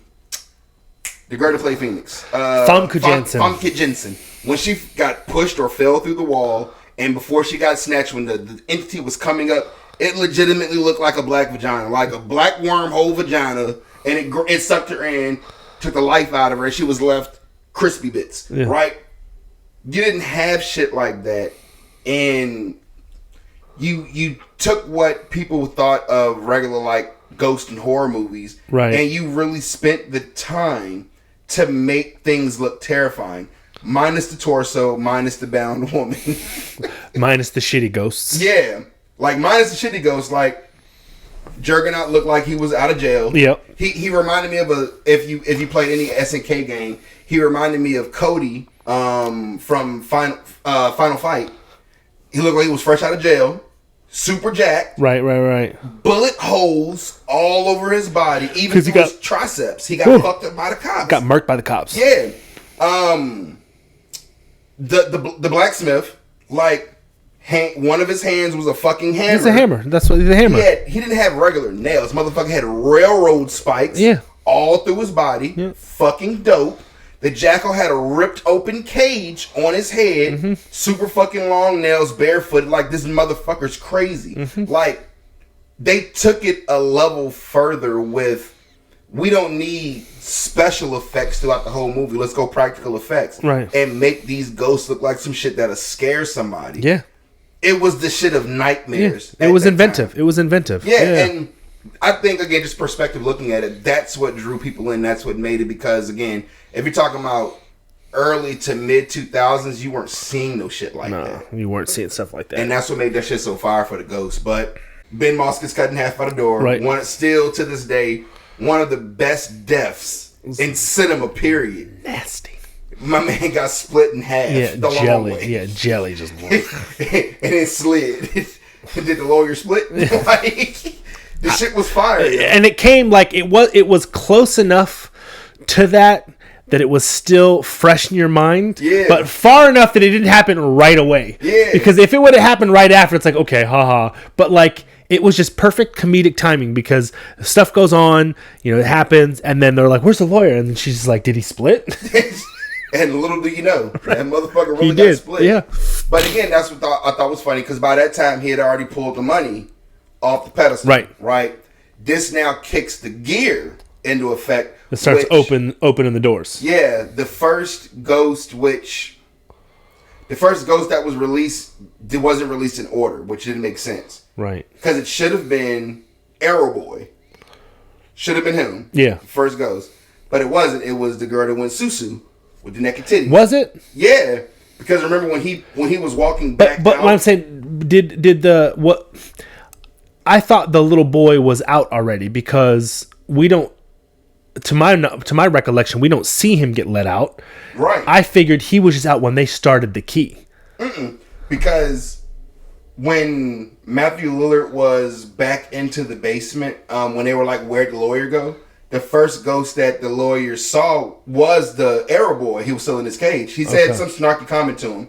And then that's when he saw titties behind the glass, and he was like, ooh, nice tits. Look like bad representation. Ha ha ha. Like, right? Okay. And when he pulled the money out, count the stack of money, he grabs and starts walking back down the hall. And the reason why he got caught in between the glass and got killed was because Titties was walking towards him with the knife. Right, okay. He was like, I was just joking about the last comment, ha ha ha. Right. And right when she got close to him, got hit in half. But, crazy rant, later on in the movie, the girl that was there, the one that snuck inside the house when she was with Cyrus, she made it seem like she was like, well, I killed the lawyer. You didn't, though. Like, what did you click that caused that door to cut him right in half? See? Yeah. Okay. Again, it seems like I don't like this movie. I like this movie. It's a good movie. It had a whole lot of bad shit to it. But all that shit happened. Again, we talked about the ghosts and the goats. That shit was funny. Ghosts and the goats. Goats? No, motherfucking ghosts. Boo, nigga. There's not a petting zoo downstairs. There's containment queues filled with ghosts. Yes, ghosts. We call Bobby to the basement. Again, this is where you get the bound woman. Yeah, the bound woman. Irritated the shit out of me. It was one of the dumbest ghosts in the junk. You can't do nothing to me but look at me with maggots on your face or kick me. That's all you can do. Or turn your back to me and try to tickle me with your hands behind your back. Maggots. Yeah. You hear mommy on the radio. No, Bobby, go back upstairs. Go upstairs. Cool, Bobby, no. Wrong place. Go upstairs. You shouldn't be here. Run. Cool. Run. Right? Run. And then more ghosts start gradually coming out. But again, it makes me critical of the criticos of the movie. What really caused the chain of events? Was it the key or was it the bag? The bag of the money. It was the key. Because like you said, the thing was already going before they pulled the thing off. So if you did not pull the money off of the pedestal, what if you just took some money out of the bag? Would the pressure make the plate still rise? No idea. Dumb writing. I'm gonna really rewrite the fuck out of this movie. I'm telling you. It's gonna be updates. I'm gonna do it. Notifications on my phone and all that shit. But yeah, anyway, this is where you start getting introduced to the jackal. Like, Shorty comes in, sneaks through or whatever, and Shannon Elizabeth is currently with Dad. Right. Going down the hallway. Jackal pops out, and literally the obligatory, I'm not going to show my titties, but I'm going to show my cleavage. Right. The first thing the jackal does is slice her shirt to of pieces, course. and all you see is titties jiggling. Yeah. And then, what was also crazy, have you ever had a cut and got sweat inside of it? Yes. That shit hurts like a motherfucker. Yes. 100%. You got your face slashed, you got your titties slashed, you got your thighs and your legs slashed. All this running around that you're doing, you have to be sweating. Yeah. You'd be screaming adrenaline. Agony. Adrenaline. Fuck that. Adrenaline. That's literally its purpose, is to allow you to continue in your fight or flight without feeling pain. Oh, I know. I fractured a collarbone playing football before. I felt that motherfucker. I was adrenaline up. I felt that motherfucker. Yeah, I mean, I know, but we're talking scratches, not broken bones. Those were slashes. It wasn't down to the white meat. It won't, but it was definitely plastodermis. Right. So the jackal again being the badass that he was. Also, it's a movie. You're right. I'll give you the movie shit, but Jackal being as badass as he is. Pause before I get to the jackal being a badass. More of a badass. How do you snatch a child, or how do you snatch a teenager from behind you? You get snatched. How did that happen without you hearing that she was getting snatched? Which then makes you think who snatched her. It had to have been Cyrus. How do you successfully snatch somebody without, like... That's what I'm saying. He had to have been in there. There's got to be a... You're Arthur. Right. You're talking to... What was the girl's... It started with a K. Kathy. Not Kat. Kathy was the daughter. Yeah. The girl with the... hold on. I have her name. Give me a second. It was a dope name. It definitely wasn't a white name. It was one of our good old-fashioned black names. Kalina Oretzia. Kalina Oretzia. Yeah. So you're talking to Arthur. You're the distraction. I get it. Right. There's no way in hell, unless you chloroformed her, that you were able to snatch her up and nobody in front of you here. Like, okay, but if you're remember Arthur, what they said, though. Talking to Kalina and I'm Cyrus. Well, let's say my iPad is Kathy and I'm Cyrus. You're going to hear me take you. Maybe. Ain't no maybe, bro. Listen, I like to play devil's advocate. It's my favorite. They're in that house. That he said that the glass is soundproof too. Yeah, ectobar glass. Yeah. So maybe she got snatched behind something and he... You were behind me. Like behind me. All I can attribute to this is that like there's a lot of shit going... I mean, first of all, as a parent, as a father, all of my senses are going to be on 1,000 when I'm around my kids in a dangerous situation. Right. So yeah, you're right. You're not snatching one of my babies without me knowing. But It's a movie. It's a movie. But at the same time, though, like, you just watch your daughter get snatched by something because he hadn't put the glasses on and seen it yet. So he's just like, what the fuck? And then some bitch comes out of nowhere and is talking to me about how she slipped in and is like, whatever. Right. Shifted. Right. So, like, all this stuff is going through your mind and you're trying to, like, wrap your head around, okay, how do I get out? How do I get my kids safe? This chick's telling me it's impossible, blah, blah, blah. And then now she's gone. So, like, how it happened, don't know. But what we do know is that Cyrus is a mastermind. He's crazy. Eccentric, sorry. And that house defies all logic. Okay. So I'm attributing it to it's a movie and it's part of the plot and it's that's their plot armor. Right. And then the other piece is like, just, I have to imagine that there's 1,000 things going through my mind at that point, and some shit's just gonna slip through. I don't know. I'll take that. I still think Cyrus was in the house the whole time, and so was they were probably knocking boots somewhere. Probably, but again, it's a glass house. Not all of the basement was glass. That made the entire basement was glass. It was Ectomar, I remember, because it was writing everywhere.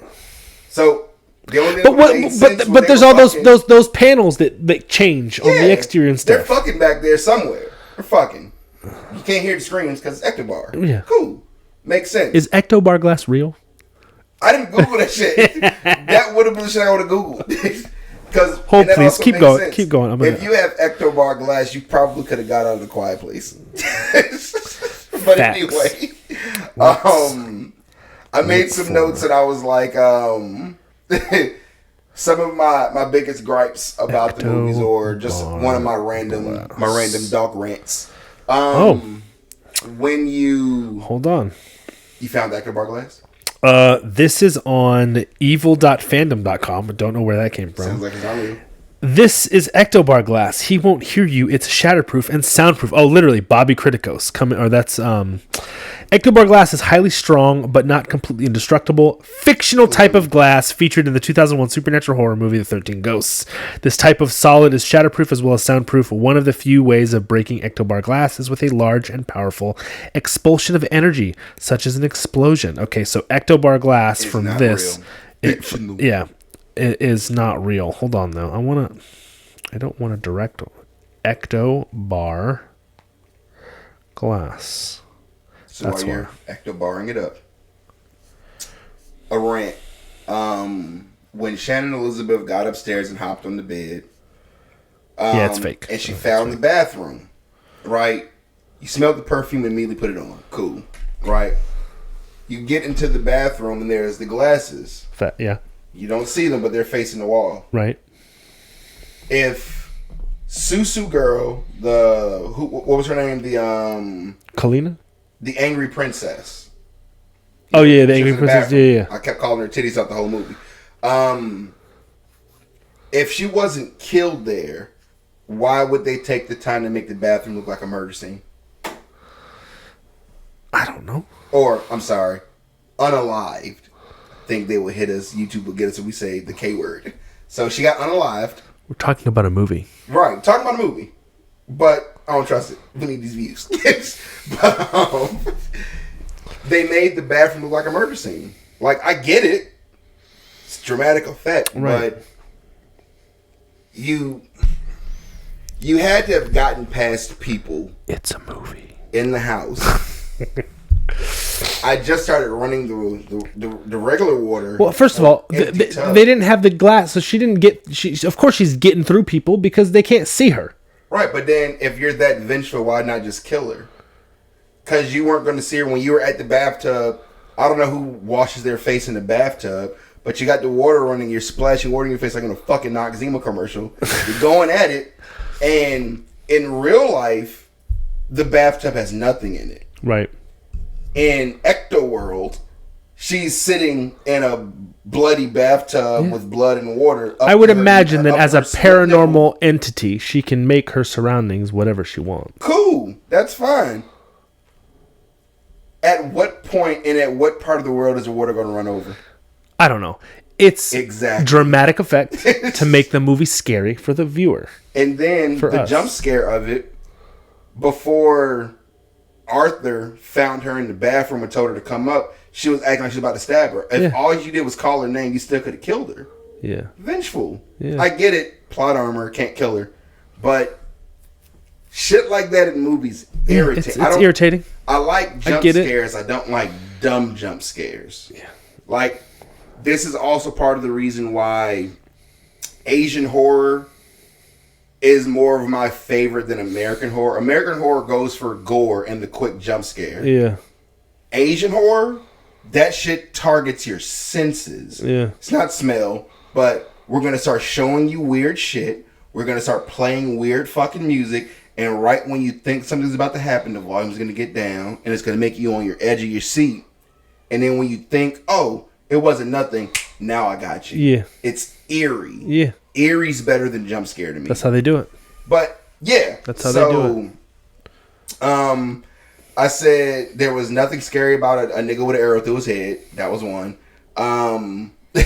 When they first introduced the great child of the dire mother, this motherfucker was sitting on a couch with a shitty diaper and throw up on his bib. Was he wearing a bib? Motherfucker was wearing a bib with throw up on it. Yeah. Ugh. Yep. I would. Gross. I wouldn't be scared. I wouldn't be scared of none of these ghosts except Jackal, Juggernaut, and the Hammer. Yeah. Everybody else, again, it's a fucking joke. Like, Yeah. Those three are the big three. yeah, like The big three. those have been like. Yeah, I don't know though, I'm because assing. those are scary.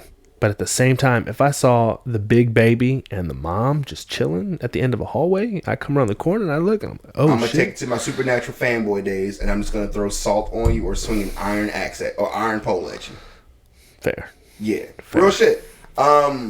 Again, also another gripe that I had when they were going through the book, and she was explaining all of the spirits. The Juggernaut, the writing said Titan. Did it? Yeah.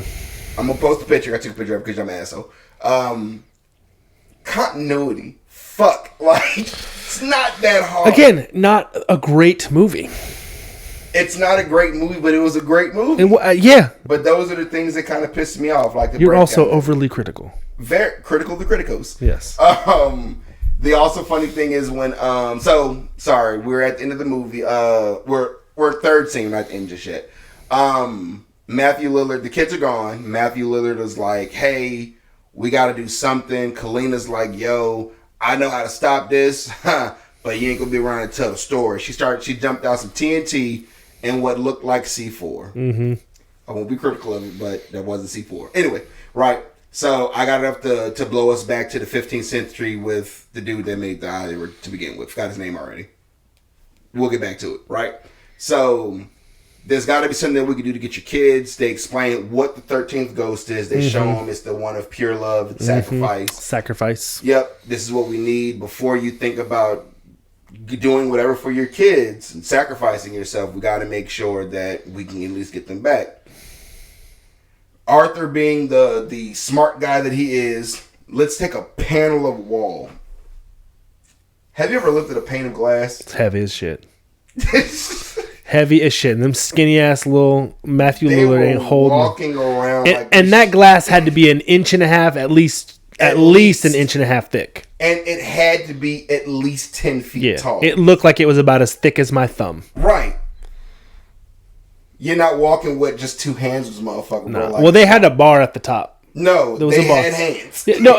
But there was a bar. Like, there was at one point, there was a bar, like a strip of bar. Because it was a sliding door. Yeah. So that was the rail. But again, it's just a movie, but when you see them carrying it, Matthew Lillard was clearly like this. Yeah.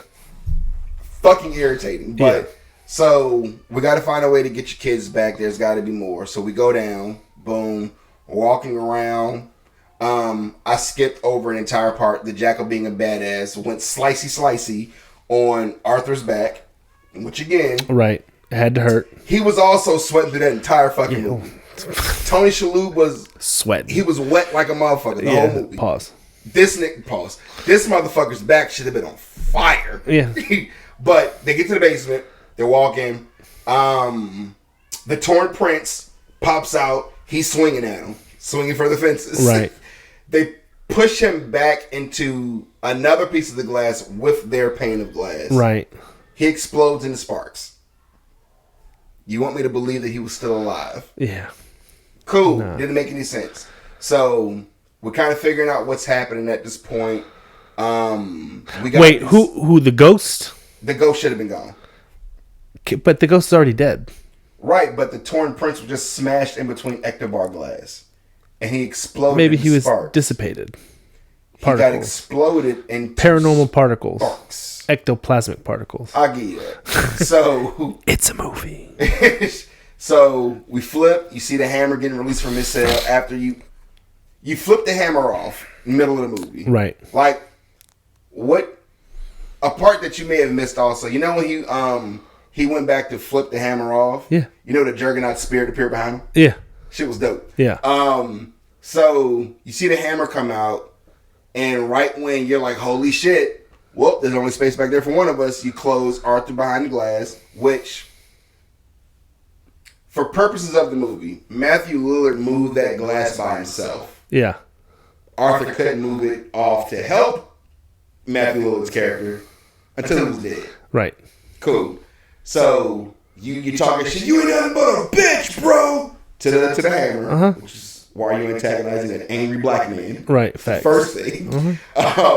Not only that, as a white man. As a white man, antagonizing an angry black man, calling an angry black man with one hand a bitch. Right. Dumb. Yeah. Just for you to turn around and who gets released? The Juggernaut. Yeah.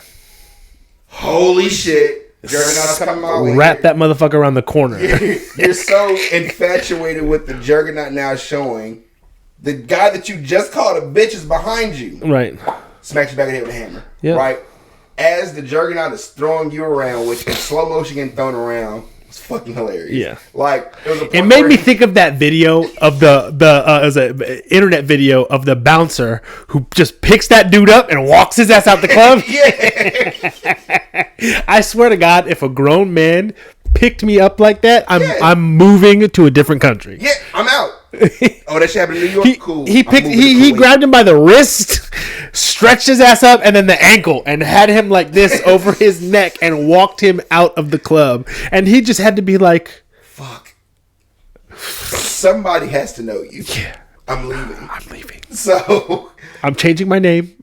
I'm changing everything. I'm leaving. So, again, like you said, funny as shit. You get picked up, and this is where I wish they would have done. This should not have been practical effects. This should have been special effects territory. The doll looked like a Matthew Lillard doll. Right. He just folded his head. Folded. On the corner of a wall. It dropped him like, holy shit. Yeah. So, Matthew Lillard's dead. He's dead in the house. Cool. You weren't trapped there. So, ghost lore. Apparently, if you die a violent death, your spirit will haunt that place. Yeah. I get it. But Matthew Lillard wasn't a malevolent spirit. He died fucked up. Right. But he stuck around to tell Arthur that go save your kids, man. Right. Cool. So he gets folded up. But I wonder if that changes because he was a psychic, so he was already like. I didn't add that part in. Yeah, he was a medium. Yeah, the official term. So I get that one. We go upstairs. We know everything's happening. All the ghosts are now getting called to the eye. Right. You walk upstairs. You still eye of conveniently have the eye of Agamotto. It's a joke. I know what it is, but what was it? Ocularis Infernum. Right. So they all go upstairs. You apparently with this maze of a basement, you still find your way upstairs. Alright, bro. You get upstairs. You see everybody spinning around. You still got the glasses on. Uncle Cyrus is conveniently throat slit, still with red blood. It should have been brown by this time. Standing in a hallway. But if he's a ghost, right? It's probably permanent. True. you would have smelled this man. Fair. Again, it's a movie. Rants. You just got to remember that, like that. I guess when I saw it and I thought of that, I was like, okay, I'm thinking about it from from Arthur's perspective, right? Like I see it. I've got these glasses on. I'm like, oh shit, it's him. He must be a ghost because I've got the glasses on. But there's also all these other emotions and things going on in your mind that you're like not thinking straight. So like, I'm not gonna sit there and think like, oh, you're already dead. Your blood should be brown by now, and I should. I'm an asshole. I think of shit like that. I know, but also think too. You've been running around sweating. Probably smell like your BO your damn self. Right. So like, is that me I'm smelling, or is it every other ghost other than the black man is a hue of blue, a little bit of gray. Everybody except for the black man, right? But again, playing into the Arthur, Cyrus. They've been dead for a long time. He's only been dead for like a week. At the very minimum, a week. Okay, so he's fresh. Should have been discolored. He's fresh. Okay, fair. So, I'll give you that. It is a little. You're thinking about it. I gotta kill myself, save my kids. It's gotta happen. You start counting ghosts, which is extremely smart. Mm-hmm.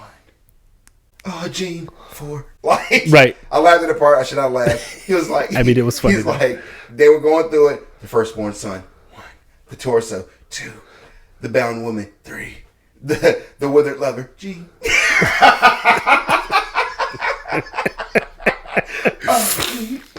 So you count the ghosts out, and you're like, it makes sense to you. Shit, like, why have I been seeing Arthur? Why have I been seeing Cyrus here if these are 12 ghosts? Whoop, motherfucker, you ain't real. Motherfucker, you're not a ghost. Right. Oh, you son of a bitch. He runs to him in some loafers. Mops uncle, 1-2 hits to the face.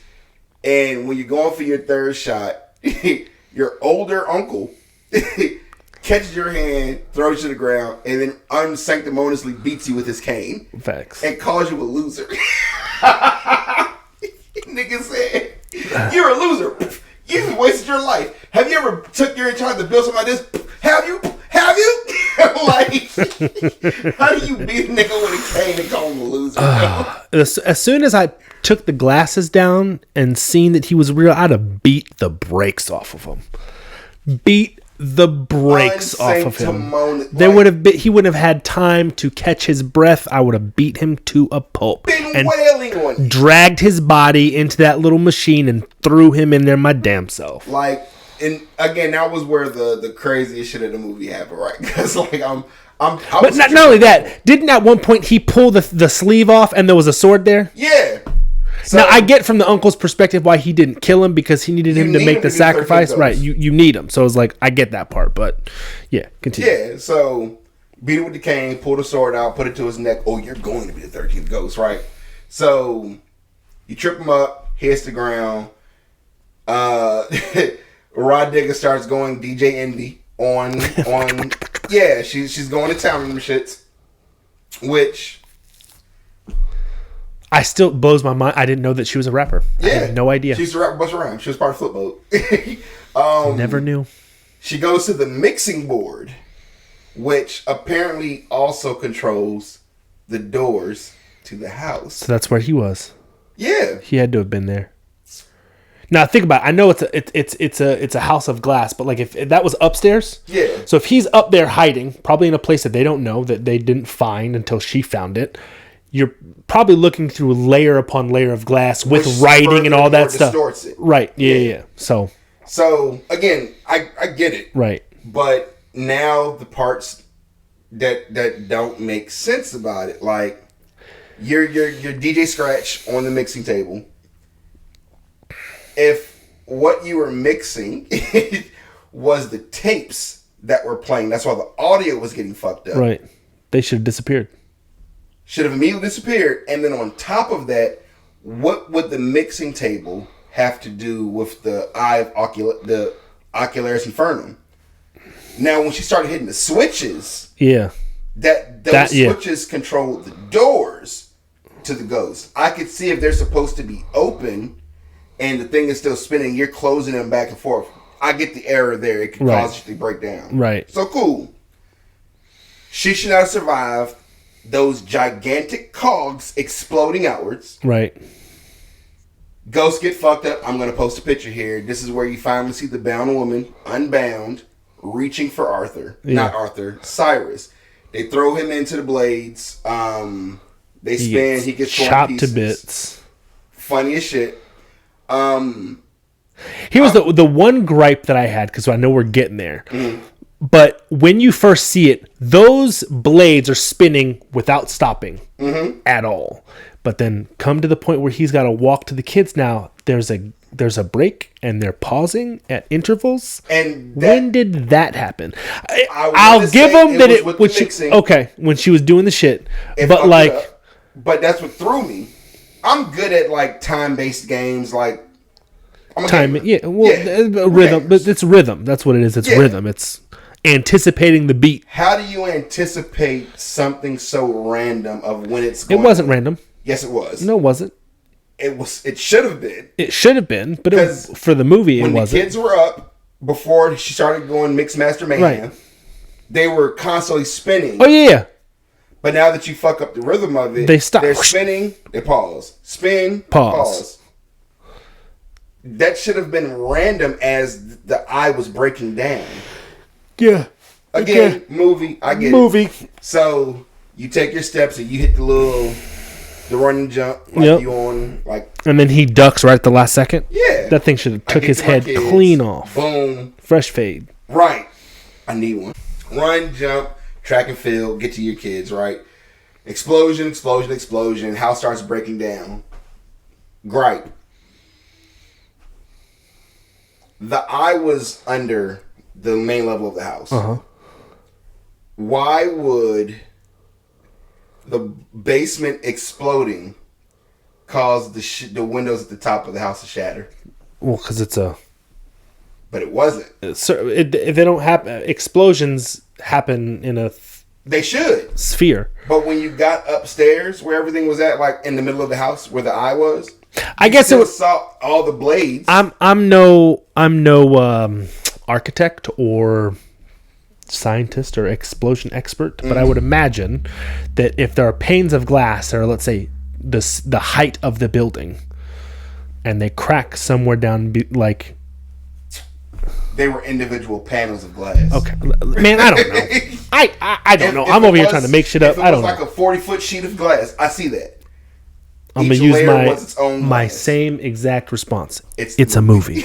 It's for dramatic effect. So, you now, unreligiously, release these ghosts back into the wild. Right. Again, badass Jackal. He got to be the last one. Screams at the moon. Right. Aren't these ghosts just going to go back terrifying people? Probably.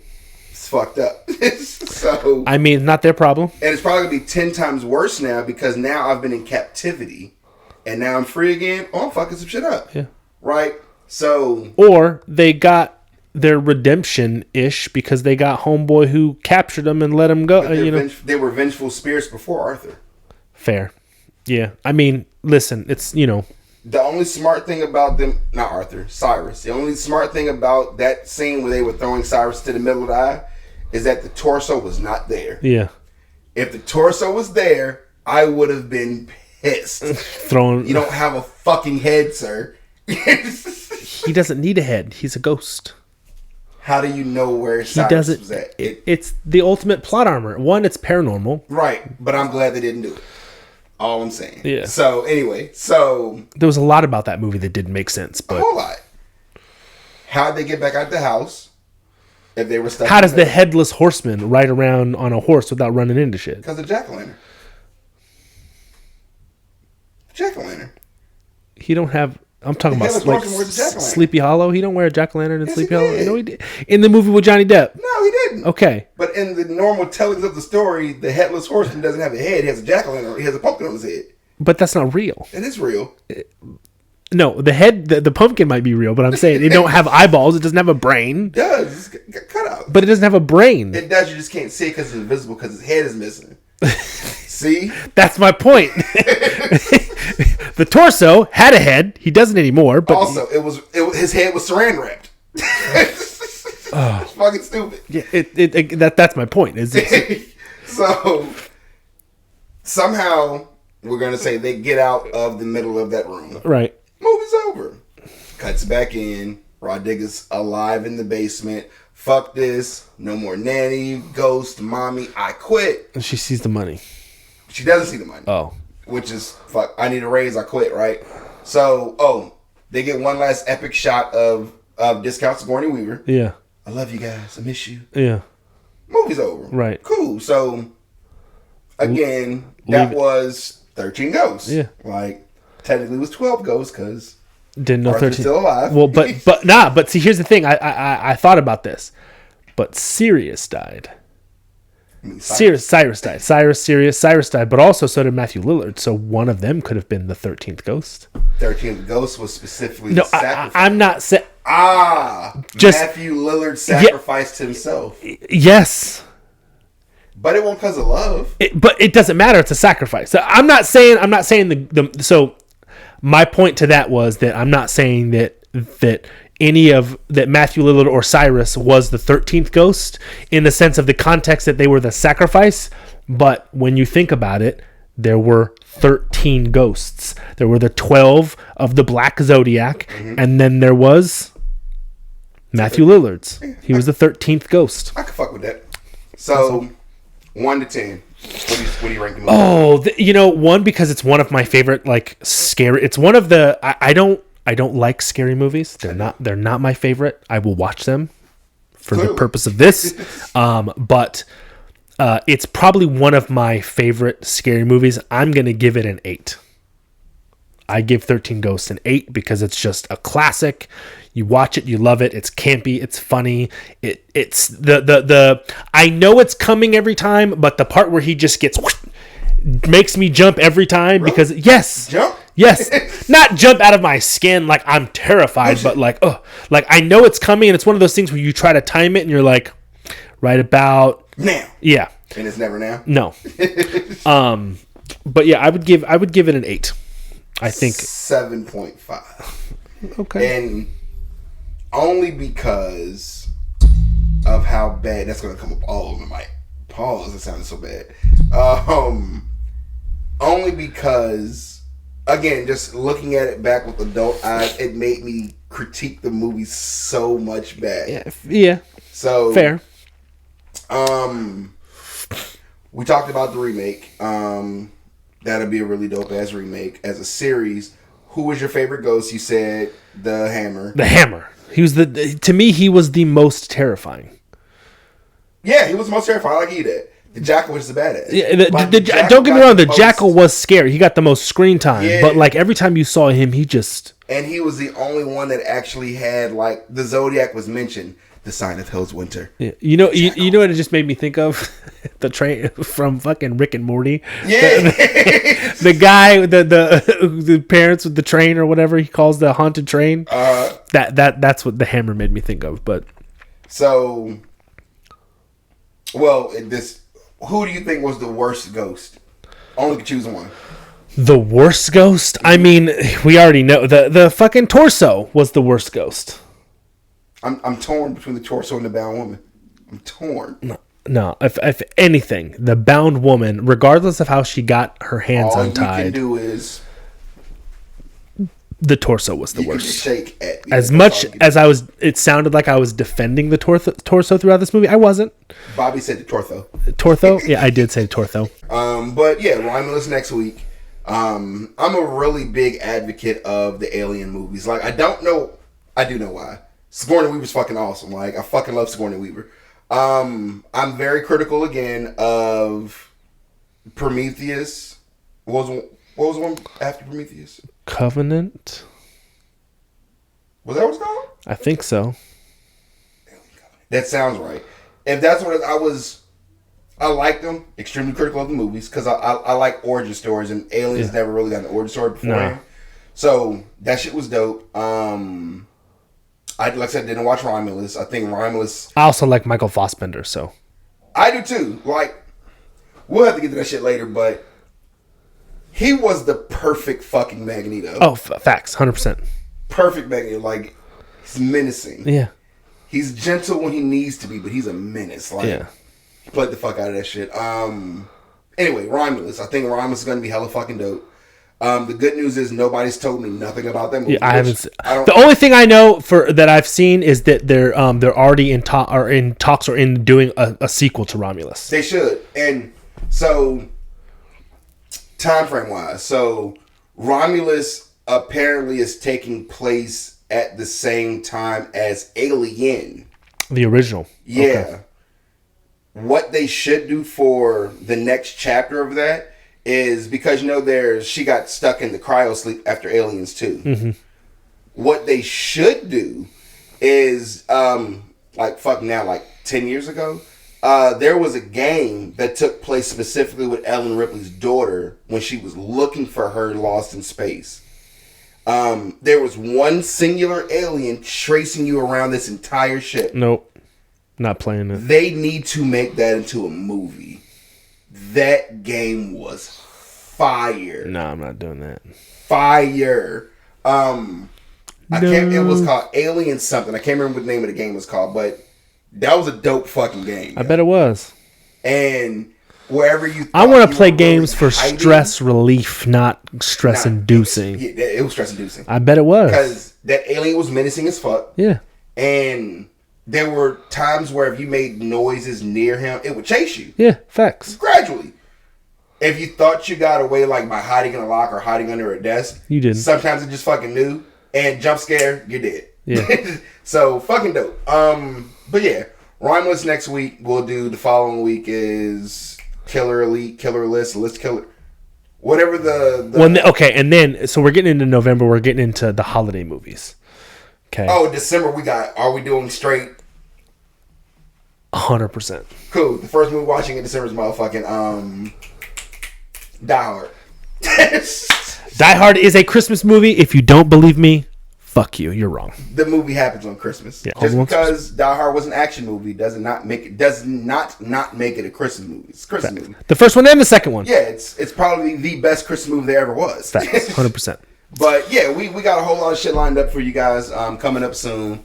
Again, as always, tell your friends and family about us. Like, comment, share, all that good stuff. Or as I normally say, tell your friends. Tell your friends. Before we go though, follow-ups. Have you watched Gundam Requiem of Vengeance yet? Nope. You need to. I wrote them all down. I wrote Dan to Dan down, Gundam, and the Dragon Ball Z jump. Daima. Dragon Ball Daima. Yeah. I'm gonna get to them this week because again I've been really hooked on the Rookie. Yeah. Like with Nathan. Oh yeah, we watched that. Yeah. Love the Rookie. I hate that they replaced Dinklebot for Nathan Fillion in Destiny, but Peter Dinklage was the original Ghost. Yes, and Nathan Fillion was Cade, my brother. Nathan Fillion was Cade. Yeah. But I hate that they replaced Dinklebot. Yeah, they did bring him back for some of the stuff, I think, but Dinklebot was the original in Destiny. It was the Ghost. I forgot what it's to, but yeah. Oh, the guy that played Drake, Nolan North. Yeah, was replaced. He also took over doing Cade when Nathan Fillion sat down. Yeah, I didn't know that. Yeah, well, Nathan Fillion came back for the recent. Okay. I mean, you haven't played in a while, but Lightfall. A whole long time. Yeah, it's. I gotta get back on that shit at some point. But the other thing I was gonna mention, I binged it in 2 days because it was fucking great. The manhwa because it's Korean. Solo Leveling. I've been told about Solo Leveling. I watched the first episode and then I stopped because again. Did you watch it dubbed or subbed? I watched it subbed. Okay. But the voice actor for the dubbed version. Dub is always better. I disagree. Dub in is some situations. Always better. No. I will watch. So it depends for me. If I start, for example, this is just for me personally. One Punch Man. One Punch Man is overrated. Stop. Just keep that to yourself. One Punch Man. I watched the first 2-3 episodes subbed. Saitama, the Saitama, whatever. The the Japanese voice actor is a better than the dubbed. Okay. The way the Japanese like language with the character and how he's playing this so loose and just like not dumb, but he's just a very like nonchalant, you know. The American voice actor who plays Saitama is One Punch Man is overrated. I don't care. I love it. He just sounds like your typical like laid back like bro, and that's not the character. But anyways, so I would say that dubbed. I like dubbed if I started watching it dubbed. Mm-hmm. If I started watching it subbed and I've invested in the character voice, I have to watch it subtitled first to completion, and then I can go back and watch it dubbed. Off the top of my head, the only dubbed that I always think is better is Dragon Ball. Dragon Ball to Dragon Ball Z, all that. Oh yeah. The dubbed is better. Oh well, because because I can't hear the other voices like Goku, Vegeta, Frieza, Piccolo, like all them. Those are the voices in my head when I watch it. Frieza's a racist. Of course, monkeys. Fucking monkey. It's still sad that the voice actor of Frieza died. I didn't know that. Yeah. I didn't know the original one, the one that you hear in like Super, I think, or maybe like later, isn't the same as the original. Shit. Yeah. Okay. But yeah, but Solo Leveling is fucking great. I read the entire manhwa, and it was fucking good. But I rewatched it. And yeah, I watched it originally subtitled. It is good. I mean, it's good, but the dubbed, like the voice actor that does the dubbed is like a much more range of the character from like the beginning where he's the weakest hunter. And then when he starts leveling up and getting stronger, you can just sense the change in his demeanor and his like his voice. So I would recommend watching it, but you need to watch Gundam Requiem because that was a show. And we gotta watch Shangri-La Frontier. I'm already I watched the first 2 episodes. Cool. Season 2 is off to a great start. The first season was awesome. I will say I watched season 1 well after it had already been done, and I watched it dubbed, and so I'm a little like the subtitle now because it's week to week is like it's fine.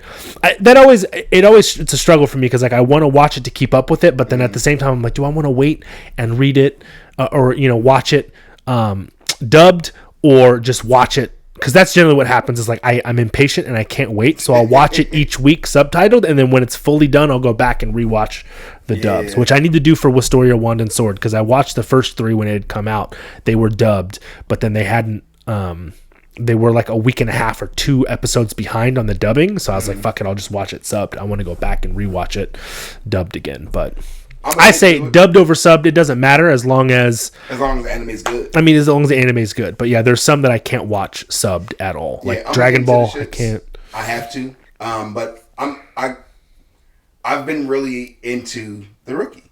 I'm on season 6 already. Oh yeah. Season 7 is about to start. So once I crush season 6, I'll be back on my regular schedule because I know I can pause myself from watching Crown Dog. I don't have any doc talks or what this movie the back end of what this movie could have meant kind of theories this week, but next week you guys will definitely get one for Romulus. We went over our recommendations, and yeah, I think this is a solid episode. This is the first episode that we really only did one movie, not an entire series. Any closing thoughts? If an uncle dies and leaves you a glass house, don't accept. Respectable. If an uncle dies and leaves you a glass house, just sell it. Yeah, sell that bitch. Sell that bitch immediately. Zillow. Like, follow, subscribe. Yeah. We appreciate you guys for checking us out for another week of From Reels to Rants. This is episode 3. We'll see y'all next week, man. Appreciate y'all. Teddies. From Reels to Rants podcast.